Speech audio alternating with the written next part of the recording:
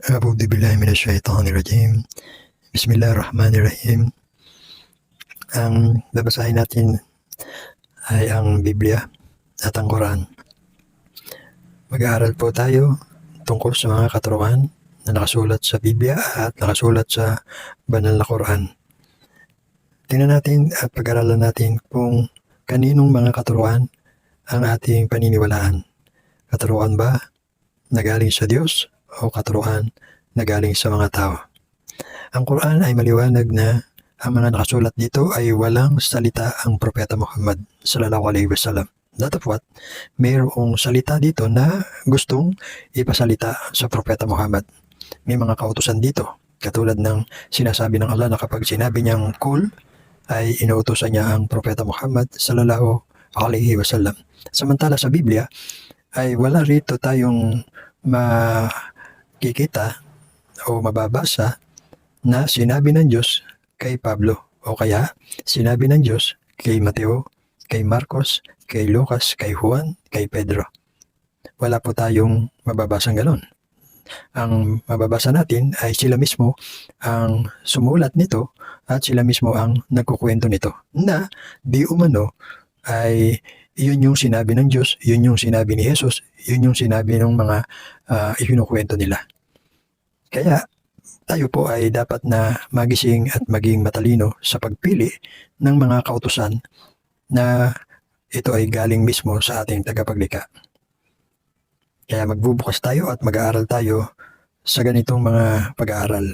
Ang Biblia ay mayroong tinatawag na mga sulat. May sulat si Mateo, si Marcos, si Lucas, si Juan. Silang apat ang pangunahing nakasulat sa Bagong Tipan. At susunod dyan ay mga gawa. At ang mga gawa naman ay isinulat pa rin ni Lucas. Kaya si Lucas ay mayroong 2 aklat dyan sa Bagong Tipan. At ang sumunod naman ay 14 na aklat mula Roma hanggang Hebreo ay sulat naman yan ni Pablo. Kaya itong sulat ni Pablo ay mapapansin natin na salita mismo niya ito at ito hindi salita ng Diyos. Kaya dito ay dapat nagiging matalino ang tao na nalalaman niya kung ano yung mga nakasulat sa aklat. Kung ito ba ay salita pa ng Diyos o salita na ng sumulat. Basahin natin, magbasa tayo. Dito sa Galacia 1:1, Kapitulo 1, versikulo 1 at sa pagbasa ko ay tutuloy-tuloy natin ito para magbigay tayo ng konklusyon. Ang nakasulat dito sa Kapitulo 1, versikulo 1, si Pablo na apostol, hindi mula sa mga tao, ni sa pamamagitan man ng tao, kundi sa pamamagitan ni Jesucristo at ng Diyos Ama na siyang sa kanya'y muling bumuhay. Kung ating iisipin at tayo ay kukuha ng batayan, bakit ang Diyos ay Ama? Ito yun. Kumbaga ay yung sinabi ni Pablo. Si Pablo na yung nagsasalita rito sa kanyang sulat. Sinabi niya, kasi ito ay sulat ni Pablo sa mga taga-Galacia. At ang sabi niya, sa bungad ng kanyang pangungusap, ay sinasabi niya, siya si Pablo, na apostol. Siya yung may sabi na siya ay alagad, siya ay apostol. So sa pagpapakilala niya, sa mga taga-Galacia, ay sinasabi niya, si Pablo na apostol. Si Pablo, siya yung nagsasalita, siya yung sumulat, kaya ang pagpapakilala niya, siya ito na si Pablo na alagad daw ni Kristo at ng Diyos Ama. So yung sinabi niyang ang Diyos ay Ama, doon ngayon, manabasa ngayon ito ng mga mayroong nangangaral, may nagtuturo, kaya ang sasabihin nila, ang Diyos ay Ama. Bakit? Sulat ni Pablo Pinaniniwalaan nila itong sulat ni Pablo.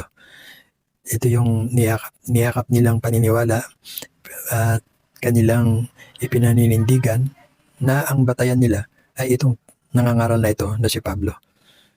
Ngayon, tutuloy natin ito. Pagdating sa 2, at ang lahat ng mga kapatid na mga kasama ko sa mga iglesia ng Galacia, sumainyo nawa ang biyaya at kapayapaang mula sa Diyos na Ama at sa ating Panginoong Hesukristo.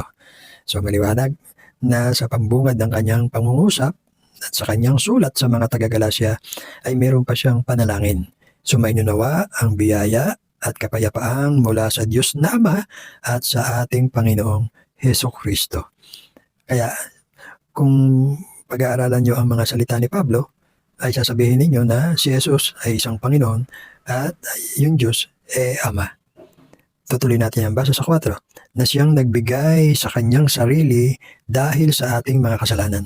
Ano daw si Jesucristo? Nagbigay ng kanyang sarili dahil sa mga kasalanan ng tao. Upang tayo daw ay maligtas dito sa kasalukuyang masamang sanglibutan ayon sa kalooban ng ating Diyos at Ama. Kaya yung pangungusap na ito, kapag ito ay pangungusap ng Diyos, doon tayo dapat na naniniwala na kung ang Diyos mismo yung nagsasalita. Halimbawa, sinasalita na niya ito kay Pablo na sinasabi ng Diyos na ibinigay niya ang kanyang anak na si Jesus upang tubusin kayo sa inyong mga kasalanan. Dapat ganun eh. Pero hindi.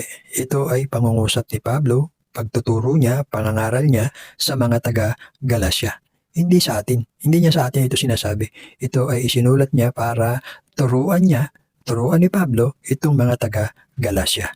Kaya itutuloy natin ang sabi, sapagkat ito'y nakapokus at nakadireksyon sa mga taga-Galacia at mayroon siyang pagpapakilala at mayroon siyang mga pangungusap, mayroon siyang mga pagtuturo. Kaya dapat ito nagiging maliwanag sa mga bumabasa ng aklat. So iyan ang sabi, na siyang nagbigay sa kanyang sarili dahil sa ating mga kasalanan upang tayo'y mailigtas dito sa kasalukuyang masamang sanglibutan ayon sa kalooban ng ating Diyos at Ama na sumakanya ang kalwalatian magpakailanman siya nawa. Ako'y namamangha. Ayan, maliwanag na si Pablo itong nagsasalita sapagkat ginamitan niya ng ako. So sino itong ako? Si Pablo, sapagkat siya yung sumusulat. Kaya ang sabi niya, ako'y namamangha na kay dali ninyong nagsilipat sa ibang ebanghelyo buhat sa tumawag sa inyo sa biyaya ni Kristo. Ibig sabihin, kaya sumulat itong si Pablo sa mga taga-Galacia sapagkat yung sinulatan niya ay lumipat na sa ibang ebanghelyo o ibang aral. Lumipat ito kaya sinusulatan niya. Kaya ang sabi niya, ako'y namamangha. Kumbaga siya ay nagugulat.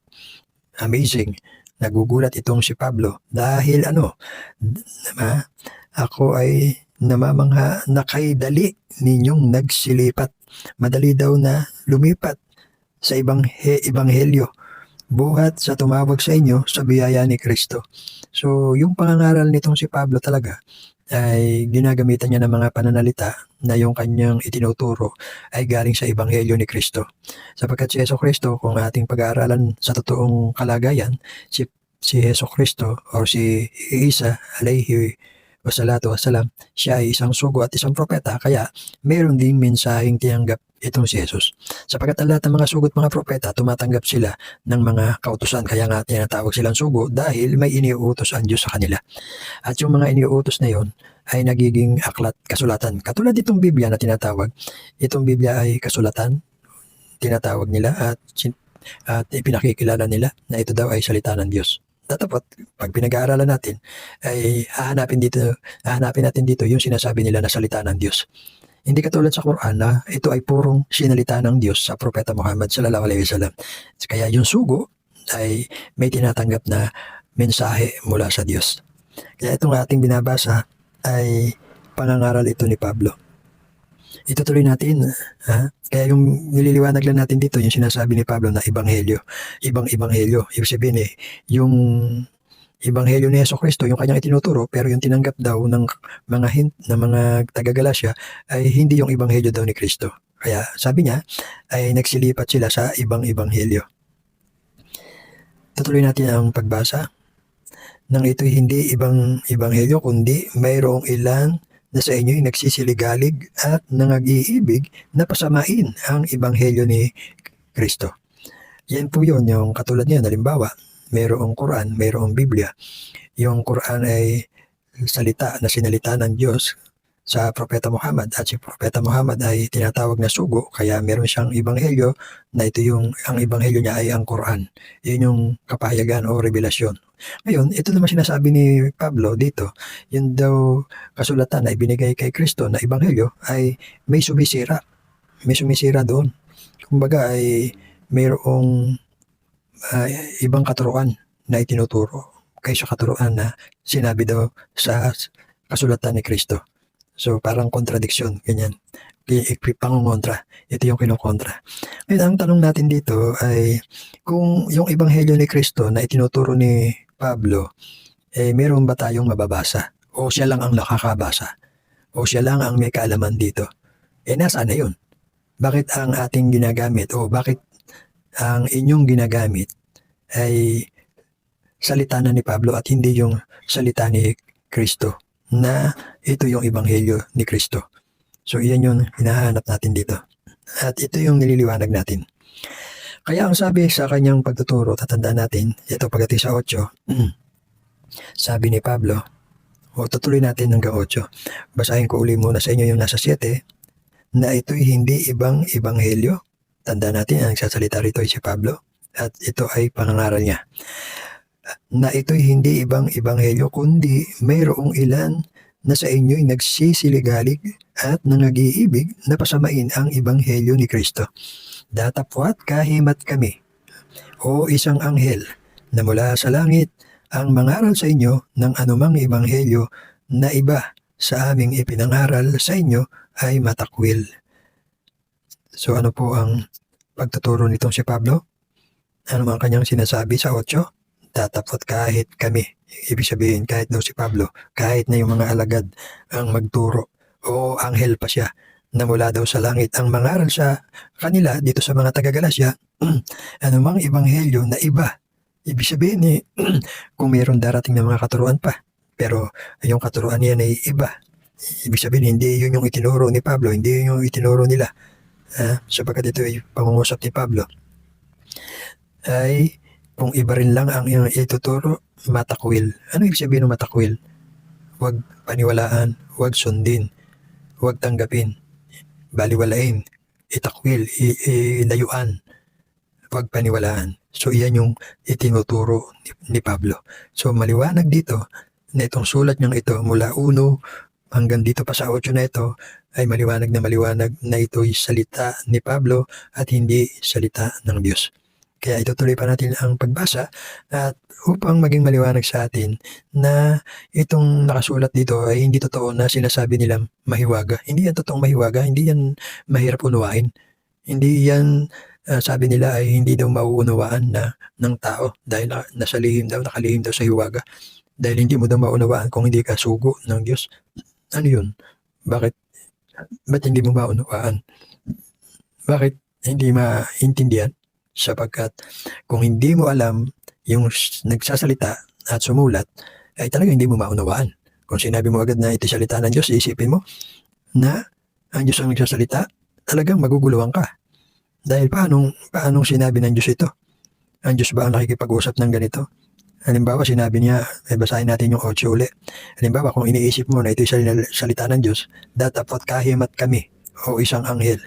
O halimbawa, iniisip mo, ang Diyos ang nagsasalita, datapwat kahimat kami, o isang anghel na mula sa langit ang mangaral sa inyo. So, ang Diyos pala nangangaral. Isipin mo, kung Diyos ang nagsasalita, ang Diyos pala yung nangangaral sa atin, o yung anghel. Ano yung kinakausap tayo ng Diyos? Mismo, direkta, kinakausap tayo ng Diyos? Kinakausap ba tayo ng mga anghel? Wala. Mula nung ako'y bata hanggang sa ako ay tumanda na. Ang mga nangangaral ay yung pong may mga dalang aklat. Hindi po Diyos at hindi rin anghel. So ibig lang sabihin dito, ito ay salita ni Pablo sa kanyang pangungusap na ang sabi niya, kahit daw kami, kahit sila, kahit si Pablo ang magturo, kahit yung may anghel, ito'y imposible sapagkat hindi anghel. O, sino yung anghel? Merong anghel na tagapagdala ng mga mensahe ng Diyos. Yun yung si Anghel Gabriel or Jibril. Si Anghel Jibril, magdadala siya ng mga katuruan galing sa Diyos at yun ay ibinibigay sa sugo. So, mali na gawin mong katuruan na ang anghel ang tagapagturo sa mga tao. Hindi, sapagkat walang ganyan kahit nung una pang panahon.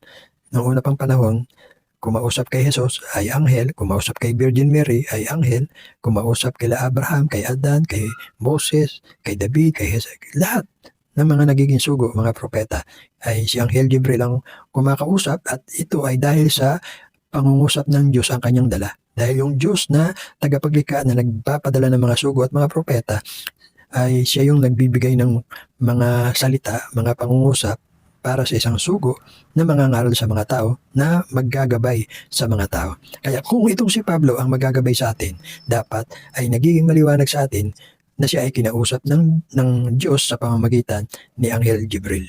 Pero walang ganon.